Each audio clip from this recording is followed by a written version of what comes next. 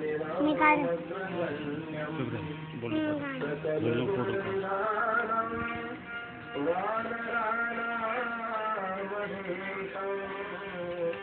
रघुपति प्रिय भक्तं वातजातं नमामि। रघुपति प्रिय भक्तं वातजातं नमामि। श्री राम जय राम जय जय राम। श्री राम जय राम जय जय राम। श्री राम जय राम जय जय राम। श्री राम जय राम जय जय राम।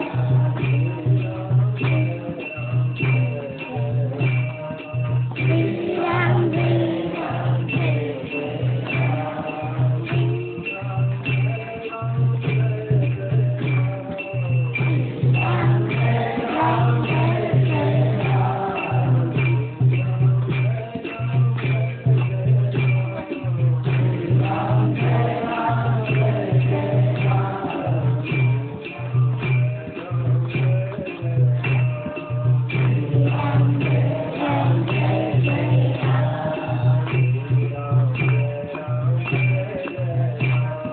श्री राम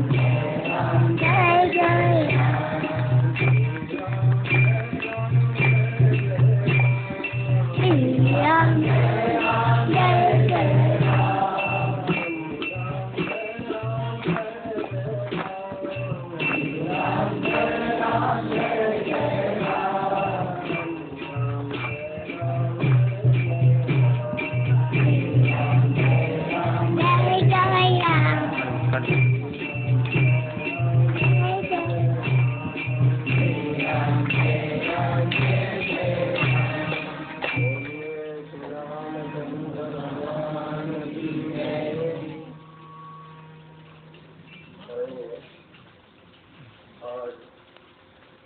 व्यास पूर्णिमा है और इस पवित्र दिन पर हम लोग श्री व्यास जी महाराज का पूजन करते हैं। महाभारत के रचयिता, 18 पुराणों के रचयिता, श्रीमद् भगवद गीता के प्रमुख रचयिता और पता नहीं हमारा महाभारत तो यहाँ पे कहता है व्यासोच्छिष्टम जगत सर्वम। जगत में कोई ऐसी वस्तु नहीं है जिस पर श्री व्यास जी महाराज ने अपनी लेखने में उठाए वो लिखा न हो। व्यासोच्छिष्टम, उच्छिष्ट कर दिया का मतलब जगत के हर एक विषय पर बोलने का जिनको अधिकार प्राप्त है वो व्यास, जैसे भी व्यास, जो वेदों का अलग अलग विभाग करके मानव जाति के लिए प्रकाश का एक नया आलोक दिखाते हैं वो व्यास। ऐसे श्री व्यास जी जिनको गुरु की उपाधि भी दी जाती है। अंधकार में इधर उधर भटकने वाला जो जगत है, उस भटकने वाले जगत को जो प्रकाश की किरण दिखाता है, उस तत्व को गुरु तत्व या व्यास तत्व कहते हैं। देखिए, हर वर्ष हम लोग उनकी पूजन करते हैं और उन्हीं की छोटी मोटी जो धाराएं जगत में, व्यास जी के जैसे गंगा के अनेक धाराएं, ऐसे व्यास जी की जो छोटी मोटी धाराएं जो जगत में गुरु के रूप में हम जिनको मानते हैं। तो आज का ये पावन पर्व, और अभी आप लोग बड़ा सुंदर अभंग सुन रहे थे, राजया की कांता काय भूख मागे मना क्या योगे सिद्धि पा गए। ऐसा है ना, शुरुआत क्या है उससे? सदगुरु सारिका आशा बाकी आशा किसान का लेखक को नजर। देखिए, बहुत सारी बात संतों ने, महाराष्ट्र के जो संत हो गए, उन्होंने कही कि भाई आपको डरने की आवश्यकता क्या है?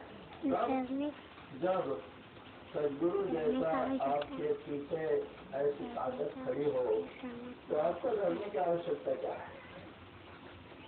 परंतु आज ये भी कहते हैं कि विश्वास भी तो होना चाहिए। श्रद्धा विश्वास, श्रद्धा और विश्वास ये दो ऐसे संबल है, दो ऐसे आधार है। गुरु जी तो मिल गए, परंतु श्रद्धा विश्वास का होना भी जरूरी है। मनासी आज होगी सिद्धि पावे, सिद्धि कब होगी? गुरु जी मिल गए, रास्ता भी मिल गया, परंतु उसकी सिद्धि कब होगी? बोले मनोयोग भी होना चाहिए, मन का योग भी, संयोग भी उसमें होना चाहिए। नहीं तो कोरोना आया, किसी ने कहा अरे बचना हो तो दूसरे तीसरे चीजें खाने शुरू कर दो, माला तोड़ के फेंक दो। ये कौन सा विश्वास है? ये कहाँ का विश्वास है? ये मेहमान कहाँ के? ये कौन सा विश्वास? केवल जीवन बचाने के लिए वृद्धि करना, उल्टा पुल्टा। तो भवानी शंकर वंदे श्रद्धा विश्वास रूपिणो याध्याम विराट पश्यंत सिद्धा स्वांतत्वेश्वर। जो सिद्ध लोग है, जिन्होंने जगत के, हम तो केवल भौतिक जगत को देखते हैं, परंतु इस जगत के पीछे छिपा हुआ जो सूक्ष्मतर तत्व है, जिसको परमात्मा कहते हैं, जिस परमात्मा का भी उन लोगों ने अपने जीवन में प्रत्यक्षकरण कर लिया, ऐसे जो सिद्ध लोग हैं, उनको कैसे सिद्धि प्राप्ति हुई? तो वो श्रद्धा और विश्वास उनके जीवन में था, तब वो उस पर से पहुंचे। और तुम तो थोड़ी सी कोरोना आया तो बोले हम तो लुढ़क जाते हैं, अपने रास्ते से भटक जाते हैं। तो मन का योग कहाँ हुआ? बारिश हो गई, अरे बारिश में आप गुरु जी क्या करते हैं? वो पात्र रहते हैं, पात्र, उस पात्र में वो वस्तु डालते हैं, मंत्र देते हैं। उसकी दो शर्तें हैं, भाई पात्र सीधा हो, उल्टा यदि पात्र होगा कितना भी बारिश होगी भरेगा क्या? मान लो पात्र सीधा भी है, परंतु फूटा न हो। पात्र तो सीधा है, बारिश भी खूब हो रही, पर पात्र भरी क्यों नहीं रहा? वो जो फूटा हुआ अंदर से कितना भी पानी आएगा निकल जाएगा। पात्र सीधा हो। और दूसरी शर्त है वो साबित हो, टूटा फूटा न हो, मन का संयोग हो, मंत्र भी हो, साधना भी हो, आराधना भी हो। थोड़ी थोड़ी बात में लुढ़क जाएंगे तो लोग कहते हैं अरे बोले 11 रुपए दे दो गुरु कर लो, यमराज के वहाँ गुरु जी रास्ता दिखाते हैं, तुम्हारा तो वहाँ रास्ता भी नहीं मिलेगा। यमराज तो पहले जाने ही नहीं देंगे वहाँ, गुरु जी की तो बात ही नहीं आएगी वहाँ पर। 11 रुपए में गुरु खरीदा नहीं जाता है। लोग सोचते होंगे गुरु कर लो, अरे भाई गुरु कर लो तो मुझसे पात्र भी तो बना, पात्र तो है नहीं। और गुरु 10 गुरु कर रहे, एक छोड़ा दूसरा, दूसरा छोड़ा तीसरा, किससे क्या मिल जाएगा? क्या मिलना है? कुछ नहीं मिलना। पात्र फूटा है, खाली रहेगा, पात्र में कुछ नहीं, किल्लत कुछ रहेगा ही नहीं, बचेगा कुछ नहीं। तो देखिए संकल्प होना चाहिए, मन का योग होना चाहिए, मन का संकल्प, श्रद्धा और विश्वास जब होते हैं तो गुरु जी का दिया हुआ मंत्र फलीभूत होता है। नहीं तो जितना भी कुछ कर लो, चाहे 200 गुरु बना लो, कुछ नहीं होगा। कुछ लोग कहते बोल दत्तात्रेय ने तो 24 गुरु बनाए, हमने 10-20 बना ले तो क्या फर्क पड़ता है? तुम तो दत्तात्रेय जी से भी बड़े हो गए। तो देखिए दत्तात्रेय जी के गुरु बनाने का मतलब क्या है? जिसके जो गुण उन्होंने सीखा, उस गुण को उन्होंने अपने जीवन में उतार के उससे कुछ सीखा और परिवर्तन लाया जीवन में। तो इस तरह से उन्होंने वर्णन किया। वहाँ पर लोग उनका उदाहरण देने लग जाते हैं, अरे भाई उनका उदाहरण मत दो। तो देखिए ये हमारी जो संस्कृति है, भारतीय संस्कृति, ये विशिष्ट संस्कृति है। भारतीय भारत शब्द कैसे बना है? संस्कृत के व्याकरण के माध्यम से देखे, भा ज्ञान दीप्तो धातु से भा, रत भा कहते ज्ञान को, ज्ञान की दीप्ति जहाँ पर है, ज्ञान का प्रकाश जहाँ पर है, वो भा शब्द है, भा अक्षर। और रत जहाँ के लोग ज्ञान में निमग्न है, ज्ञान के आलोक में जो अपना जीवन जीते हैं, वो भारतवासी है। तो क्या हम अपना भारतवासी होने का नाम स्वीकार से कर रहे हैं अपने जीवन में? तो देखना होगा, विचार करना होगा। गुरु जी आप देखिए कोरोना में कई सारे लोगों की मृत्यु हुई। संसार के आपका है क्या? संसार के लोग भी आपके नहीं है। अरे किसी की कोरोना से मृत्यु हुई तो बेटा जो है बाप को उठाने, उसको रागनी देने के लिए जा रहा, बोले मरने में तुम ले जाओ। तो ये है संसार का संबंध। संसार इतना जो है पढ़ाया है, परंतु जब हम उसी को अपना समझ करके रात दिन उसी के लिए भाग दौड़ करते रहे तो अज्ञान नहीं तो क्या? परिवार में केवल हमारा कोई है सखा तो पांडुरंग है, भगवान श्री हरि है, भगवान कृष्ण है, भगवान राम है। इस जीव का सखा और कोई है नहीं। भाई आप कहीं भी चले जाओ तो परमात्मा आपका साथ छोड़ने वाला नहीं है। स्वर्ग में जाओ चाहे चले जाओ, सुख में रहो चाहे दुख में रहो, वो ऐसा एक सखा है जो कभी किसी का साथ नहीं छोड़ता। परंतु जब हम उसको समय से बुला देते हैं, उसकी सहायता नहीं लेते हैं, तो वो भी सोचता है मेरी इसको तो जरूरत है नहीं, वो भी देखभाल करना छोड़ देते। परंतु हाँ, यदि हम हर परिस्थिति में हर स्थिति में उसको याद करेंगे तो भगवान जरूर सहायता करते हैं। ये मानी हुई बात है, अनुभव करना चाहिए। हम लोग थोड़ी थोड़ी बात में जो है अपने रास्ते से भटक जाते हैं। मना किया योगे सिद्धि पाए। मन का पूर्ण जो है वहाँ पर संयोग, पूर्ण संकल्प होना चाहिए। याची देही याची डोरी, कहा हमारे संतों ने। और इसी शरीर में और इन्हीं आंखों से जब मैं परमात्मा का दर्शन कर लूंगा तो अपना जीवन में सफल मानूंगा। अन्यथा पता नहीं कितने बार आए, कितने बार गए, आ रहे जा रहे, क्या गिनती है कोई। कोरोना ने सबको समझा दिया कि भाई देखो यहाँ कोई किसी का नहीं है, अकेला ही आना पड़ेगा और अकेला ही जाना पड़ेगा। कोई किसी के सुख दुख को बांट रहा है यहाँ पर। प्रारब्ध वशात जो भी सुख या दुख हमको मिलता है, हम उसकी स्वयं के भोग करने वाले होते हैं। और सुख या दुख अचानक नहीं आता है। हर एक पाप का परिणाम दुख होता है और हर एक पुण्य का परिणाम सुख होता है। तो सुख और दुख क्या हमारे कहने से आएंगे जाएंगे वो नहीं। सुख भी बिना बुलाए आएगा, दुख भी बिना बुलाए आएगा, परंतु दोनों भी हमेशा नहीं रहते हैं। कुछ समय रहेगा चला जाता है, सुख भी रहता है चला जाता है, दुख भी आता है चला जाता है। तो ये कहाँ से आ रहे हैं जा रहे हैं, कौन भेज रहा है इनको? भगवान। बोले भगवान तो कहते हैं राजस्ते सुखित पापम न चैवम सुकृतम विभो अज्ञान और कम ज्ञानम तेन मुह्यंति जनतवः। भगवान तो कहते हैं उस किसी से सुख या दुख से मुझे कोई लेना देना नहीं है। तो ये सुख दुख कहाँ से रहा? बोले हमारी ही बुरी हुई जो खेती है पिछली, उसी खेती को हम काट रहे। जो फसल हमने बोई थी उसी को हम काट रहे। अच्छे कर्म किए थे, पुण्य कर्म तो हमें सुख की अनुभूति होती है। मन प्रसन्न, मन की प्रसन्नता ही तो सुख है। और दुख जब आता है मन मलिन हो जाता है, मन दुखी हो जाता है, संसार से ऊब जाता है। और पता नहीं उस अवस्था में आदमी क्या क्या करना चाहता है। कुछ लोग फांसी लगा के भी मर जाते, कोई तो शहर पी के भी मर जाते, कोई रेल में जाके गिर जाते। तो ये क्या है? ये उसके कुकर्मों का परिणाम है जो उसको इस मानसिक धरातल पर पहुंचा देता है कि ऐसा करने के लिए न चाहते हुए आदमी मजबूर हो जाता है। अब कोई कहे कि भाई जन्म में तो हमने ऐसा किया नहीं, अरे ये भी जन्म की बात नहीं है। अब कपास लगी है, कपास लगी है तो आज लगे और कल का आपका कपास निकालने चले जाओगे क्या? उसके लिए भी देखभाल करनी पड़ेगी, घास निकालनी पड़ेगी, वह करना पड़ेगा, मटेरियल देना पड़ेगा और क्या क्या छिड़कना पड़ेगा उसके ऊपर। तब जाकर के समय आने पर सब कुछ ठीक हुआ तो कपास निकालने आप जा सकते हैं। तो ऐसे ही गत जन्मों का हमारा जो संचित कर्म है वो हमें फल दे रहा है। और बड़ी विचित्र बात है, भगवान कृष्ण पांडवों को लेकर के भीष्म पितामह के पास गए। इस समय महाभारत का युद्ध समाप्त हो चुका था और कुरुक्षेत्र के रणांगन पर भीष्म पितामह पांडवों की शैया पर लेटे हुए। भीष्म पितामह इच्छा जब उनकी होगी तभी अपने शरीर का त्याग कर सकते, परंतु पितामह ने देखा कि भाई अभी शरीर छोड़ने लायक समय नहीं है। बोले जब उत्तरायण प्रारंभ होगा तब मैं अपने शरीर का परित्याग करूंगा।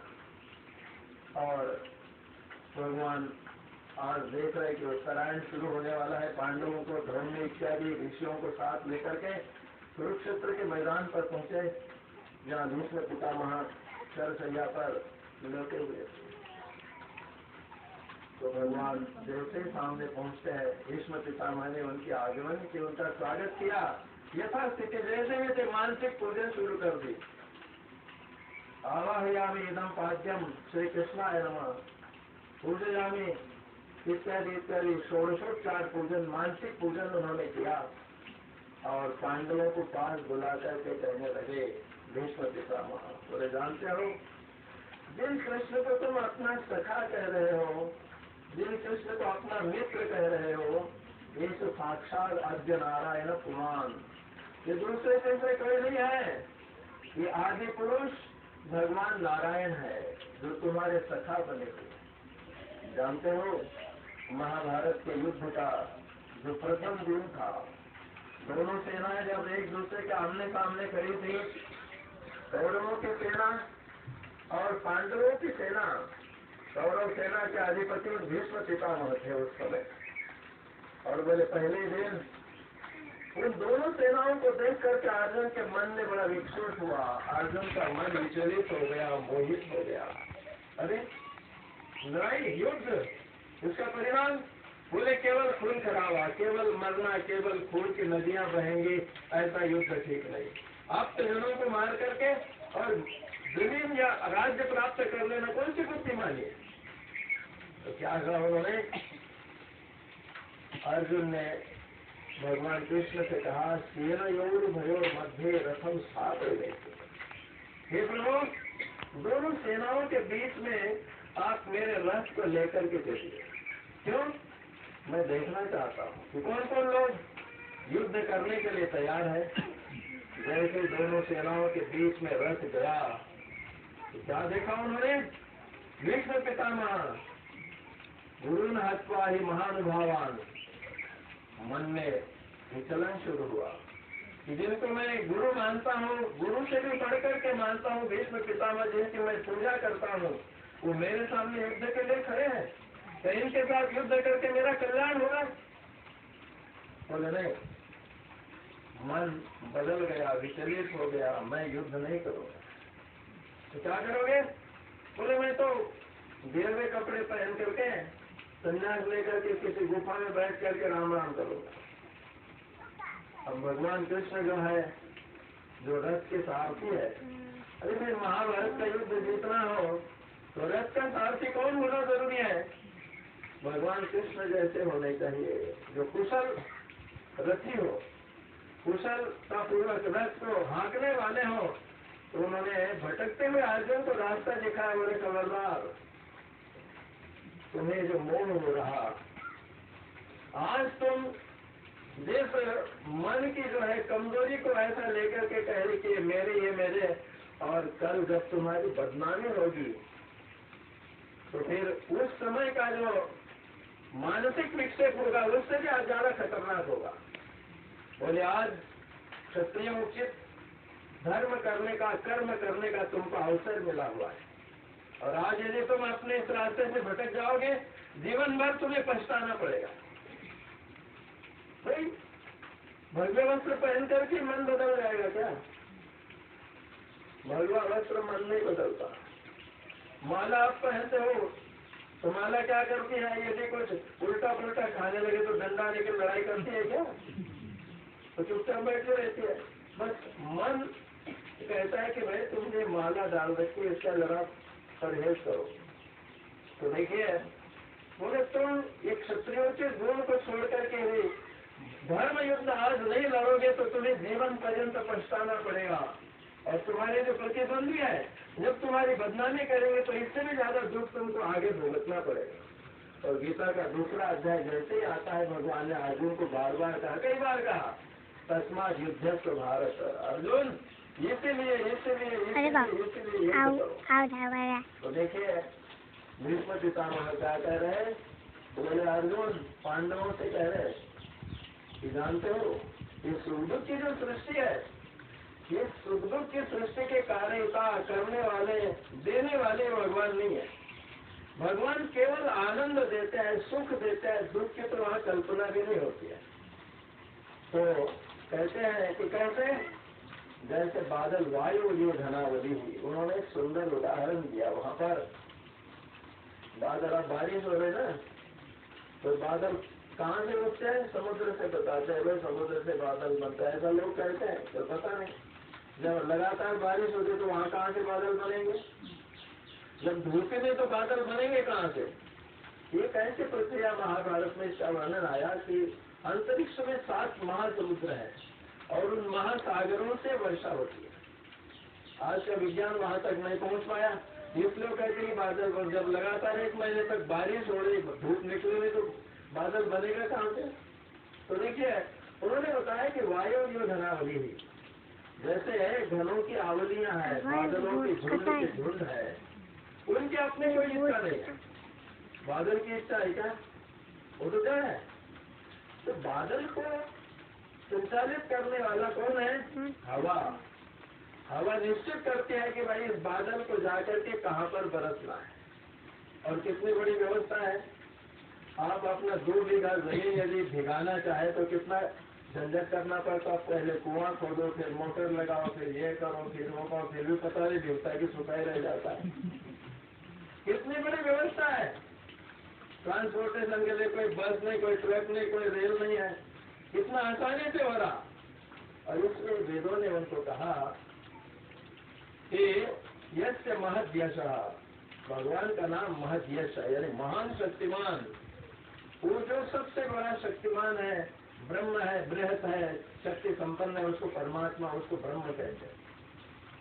तो उन्होंने कहा कि भाई वायु जो धनावली, उसी प्रकार से बादल की इच्छा न होते हुए भी हवा जहां पर चाहे उसको ले जा करके बरसाती है। ये तो संयोग की बात है कि कौन किस तरह से जीवन जीता है, कहाँ पहुंचना है, संस्कार उसको कहाँ लेकर के जाएगा, और बिना संस्कारों के बात नहीं करेगी। आदमी चल तो पड़ता है रास्ते पर, देखा देखी, परंतु कब तक टिकेगा, ये तो संस्कार बताएगा।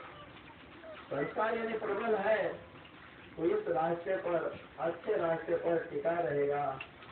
और यदि संस्कार प्रबल नहीं है, चलेगा दूर दूर, फिर छोड़ छाड़ के फिर अपना रास्ता अपना लेगा, बड़ा मुश्किल है। और इसलिए जो लोग सुशासित है, जिन्होंने अपने ऊपर स्वयं का ऊपर स्वयं को शासित कर रखा है, ऐसे लोगों के लिए ही मनुष्य जन्म है। जो समझ सकता है कि भाई मुझे नर से नारायण बनना है, नर से क्या बनना है? नारायण। और यही है छूटने का मौका है। यदि छूट गया तो फिर हमारे यहाँ कितनी होनी है? 84 लाख। भाई एक गेंद है, चेंडू है, जिसको बॉल कहते हैं, बॉल कहते हैं, एक तरफ उसका दरवाजा है, तो उसको यदि आपने प्रवेश करना है उस दरवाजे में, तो आपको चक्कर काटना पड़ेगा, और जहाँ दरवाजा है वहाँ आप प्रवेश करें। और मान लो जहाँ दरवाजा है वहाँ आकर के फिर आप भूल गए, तो फिर प्रवेश करने के लिए फिर चक्कर काटो। तो पता नहीं ऐसे कितने जन्मों के जन्म, ऐसे ही जन्म समूह से डाले। गुरु स्वामी तुलसीदास जी ने लिखा कि प्रभु मनुष्य जन्म तो मिला था, परंतु मैं ही भूल गया। जन्म नहीं, जन्म के समूह, झुंड के झुंड, पता नहीं मेरे बीत गए, आज तक कृपा नहीं हुई। तो देखिए, स्वयं के उद्धार करना स्वयं के लिए ही बहुत आवश्यक है। समय कैसे बीत जाएगा पता भी नहीं चलेगा। 50-60 साल कैसे बीत जाते आदमी को इसका पता भी नहीं चलता, क्योंकि माइक प्रपंच ऐसा प्रबल है कि वो उसको समझने नहीं देता है। ये मेरा, ये मेरा, ये मेरा, मेरे में ही वो स्वयं को भूल जाता है। मेरा तो कहता है, परंतु मैं की बात नहीं करता कि मैं क्या हूँ। तो देखिए, गुरु पूर्णिमा है या व्यास पूजन है, इसी बहाने से हर साल भगवान यही संदेश हम लोगों को देना चाहते हैं कि भाई हम मनुष्य बने हैं तो हमें मनुष्य जैसे काम भी करने चाहिए। अरे भाई, बबूल का पेड़ हम लगाए और सोचे कि इसमें आम के फल लगने चाहिए, लगेंगे क्या? बबूल में तो बबूल की फल ही लगेगी, आम के उसमें फल नहीं लगेंगे। तो कहने का मतलब, हमारे बड़े बड़े जो शास्त्रकार हैं वो कहते हैं कि भाई जैसी तुम्हारी पात्रता है, भगवान ने क्या पात्र होते हैं मनुष्य को? जो नर से नारायण बन सकता है, नर से नारायण बनने की पात्रता उसमें है। इतनी पात्रता होते हुए भी आम को आम के फल लगने चाहिए, ऐसा होकर के भी क्यों फल नहीं लग रहा? बोले उसने अपनी पात्रता का सदुपयोग नहीं किया। जब हम यहाँ आए पहले तो एक पेड़ था, आम का पेड़ था, 60-70 साल पुराना पेड़ था, और वो लोग बता रहे थे, बोले इस पेड़ में आज तक फल ही नहीं आए, फल आए नहीं थे उसमें। अब आए वहाँ झूला वहाँ बांधा, वहाँ बैठते थे। अगले साल वो पेड़ इतना फला, उसके डालियां टूटने वाली थी, इतना फला। हमने कहा भाई जो फल आए ना ये बांटने के लिए, बांट दो इनको, जिनसे खेत लिया। नहीं, बोले हमारा तो आधा हिस्सा है। हमने कहा तू ले जाओ आधा हिस्सा अपना, बाकी हमने अपने हिस्से के बांट दिए। अगले साल में खूब फला, फिर वही बात, मेरा आधा हिस्सा। हमने कहा इस साल ले लो, अगले साल खत्म है ये। अगले साल वो पेड़ ही सूख गया। तो देखो मनुष्य की जो स्वार्थ प्रवृत्ति है तो देखने लायक, मनुष्य भूल जाता है, भूलना इसका स्वभाव है, भूलना नहीं चाहिए। मृत्यु को और भगवान को कभी भूलना नहीं चाहिए। वो भूल गया वो माया के गर्त में चला जाएगा। और इसी की याद दिलाने के लिए हर वर्ष जो है हमारे यहाँ के जो त्योहार है, सन है, ये किस लिए आते हैं? भाई इसलिए कि जो सोता हुआ मनुष्य उसको जगाते, अरे उठो उठो उठो, समय आ गया। तो उनको जगाने के लिए ही हर साल हर एक प्रकार के त्योहार हम लोगों के यहाँ आते हैं, और उस नई चेतना हम प्राप्त करते हैं। नींद से उठ करके फिर हम अच्छे रास्ते पर लग पड़ते हैं। तो देखो बड़ी भारी चीजें हैं। कोरोना का समय है, थोड़ा सावधानी से भी रहना है, क्योंकि ये बड़ी भारी भयंकर बीमारी है। श्वास से एक दूसरे को जो है संक्रमित कर लेती है। तो भगवान ने थोड़ी राहत दी है, तो उस राहत को देखते हुए हमको स्वयं भी बचना और दूसरे को भी बचाने का प्रयास करना चाहिए। और देखिए कई जगह पर इतनी बारिश है जिसका कोई ठिकाना नहीं है, कहीं कहीं बारिश ही नहीं है। हमारे यहाँ फिर भी ठीक है, चल रहा है। भगवान जो है समय समय पर बारिश दे रहे हैं, ये उनकी कृपा का फल है। बारिश या और सारी चीजें हैं भगवान की कृपा के कारण हमें प्राप्त होती है। हमारा कोई ऐसा कर्म नहीं है जिस कारण से हमें सारी चीजें प्राप्त। भगवान की करुणा का एक खेल है कि जिसने जीवन जीने की सारी चीजें हमको दे रखी है, और उन जीवन जीने की चीजों को लेने के बदले में भी यदि हम उसको याद नहीं करते हैं, यदि हम उसके प्रति कृतज्ञता व्यक्त नहीं करते हैं, तो हमसे बढ़कर के कृतज्ञ और कौन हो सकता? भाई हम भोजन बनाते हैं, भगवान को भोग लगाते हैं, भगवान क्या खा जाते हैं? वो तो केवल भाव के भूखेले हैं। भाव पूर्ण यदि तुलसी छोड़ करके स्वयं वस्तु गोविंदम तुझमेव समर्पये, इतना भी कह देंगे तो भी भगवान उसको ग्रहण कर लेते हैं। पत्रम पुष्पम फलम तो यम यो में भक्त्या प्रयच्छति तदहम भक्ति प्रवृत्तमश्नामि प्रयतात्मा। भगवान कहते हैं कि भाई पत्र पुष्प जल फल मूल जो कुछ है कंद, यदि मुझे कोई अर्पित करता है, परंतु कैसे? योग में भक्तिया प्रयच्छति, भक्ति के साथ, भाव के साथ, श्रद्धा के साथ यदि अर्पित करता है तो मैं उसको बड़ी चाव से अश्नामी का मतलब मैं निगल जाता हूँ, चबाता भी नहीं। इतने प्रेम में आ जाते भगवान। संस्कृत भाषा बड़ी अर्थपूर्ण भाषा। अश्नामी यानी चबाते नहीं, निगल जाते हैं, इतने प्रेम में भर जाते हैं। तो देखिए कमी हमारी तरफ से है। हमने अपनी कमी को यदि दूर कर लिया तो भगवान दूर नहीं है, पर हम अपने कमी को दूर नहीं कर पाते, और नजदीक से नजदीक होने वाले भगवान से भी हम जीवन भर अपरिचित रह जाते हैं, जबकि सबसे नजदीक का सखा वही है। कहाँ रहते हो? बोले समान वृक्ष। उपनिषदों ने कहा एक ही वृक्ष की डाली पर दोनों पक्षी रहते हैं, जीवात्मा भी और परमात्मा भी। जीवात्मा क्या करता है? संसार के भोगों के प्रति उसमें लिप्त हो जाता है, सुखी दुखी होता रहता है, और नजदीक के मित्र को याद नहीं करता है, और बेचारा दुखमय संसार से भी ऐसे चला जाता है। और जो लोग उनके साथ अपना संबंध बना लेते हैं, माध्यम गुरु कृपा, मना किया योगी सिद्धि पावे। यदि मन लग जाए उस परमात्मा ने गुरु कृपा से, और तब जाकर के सारी सिद्धि प्राप्त होगी। भगवान इसी जन्म में इन्हीं आंखों से आप गुरु को देख सकते हैं। मीरा जी ने एक सुंदर भजन लिखा, आज मैं देखोगे। मेरा क्या कहते हैं, आज मैंने बांसुरी बजाते हुए गिरधारी के दर्शन किए। किसी ने पूछ लिया, भाई आपने कौन से ऐसी साधना की जो बांसुरी बजाते हुए गिरधारी आपके सामने आ गए? मीरा ने कहा कि अंशुर वेल पींच पींच प्रेम रेली बोली, मैंने साधना की। बोले कौन सी साधना की?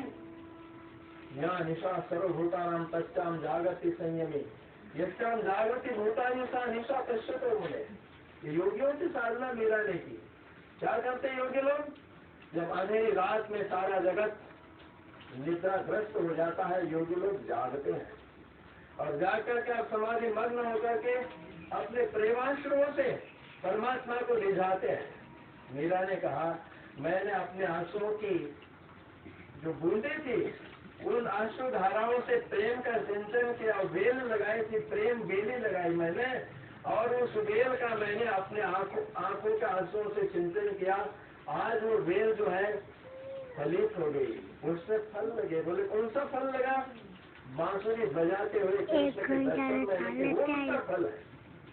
तो कैसे मिलेंगे परमात्मा?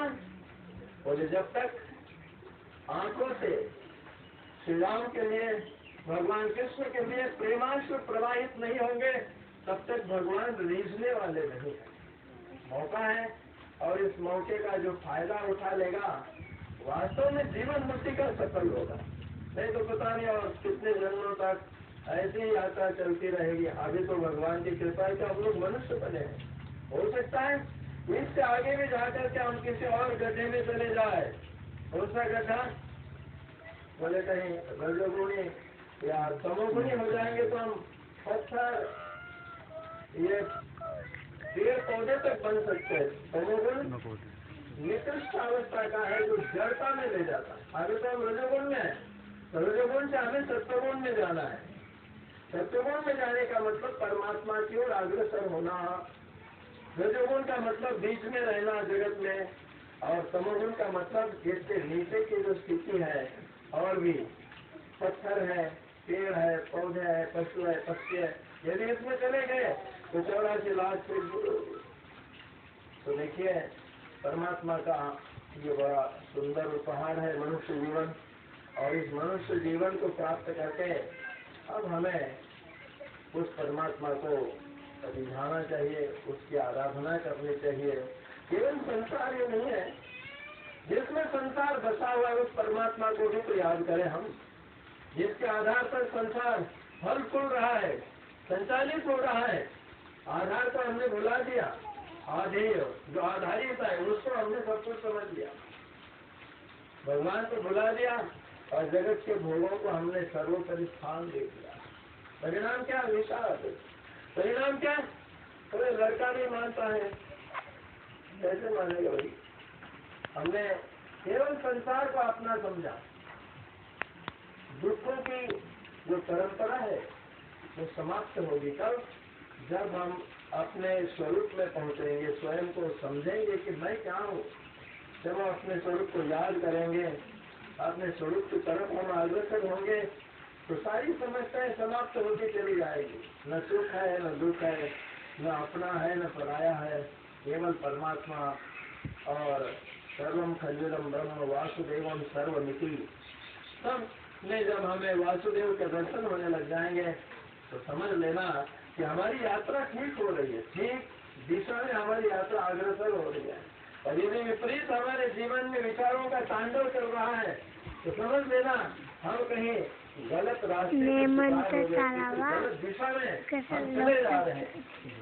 तो स्वयं को ही सोचना है, स्वयं को निर्णय करना है, और जो जाग जाएगा, सही निर्णय लेगा, उसके लिए तो फिर मीरा की तरह भगवान प्रसन्न होकर के दर्शन देंगे। और बाकी लोग जो रोना गाना है, फिर पता नहीं क्या क्या होना है, वो तो वही जाने। बड़ा दुर्लभ संयोग है और इस दुर्लभ संयोग का हमें मौके का फायदा उठाना है। ये मौका है, ये कम से कम ईश्वर को याद करते हुए सत्कर्मों की धारा को लेकर के चले तो बात बच जाएगी। और 2 मिनट के लिए भगवान के नामों का संकीर्तन करें और इसके बाद जो है भगवान को भोग लगाएंगे और आप लोगों को उनका प्रसाद वितरित किया जाएगा। यहीं पर पंडित बैठेगी और बैठते समय ऐसा करेंगे, आधे लोग बैठ पाएंगे, आधे लोग तब तक अंदर बैठेंगे चुपचाप, हल्ला गुल्ला नहीं मचाना है। कोई आधा घंटे का समय आगे पीछे होता है, कोई ज्यादा समय का फर्क नहीं पड़ता है। श्री राम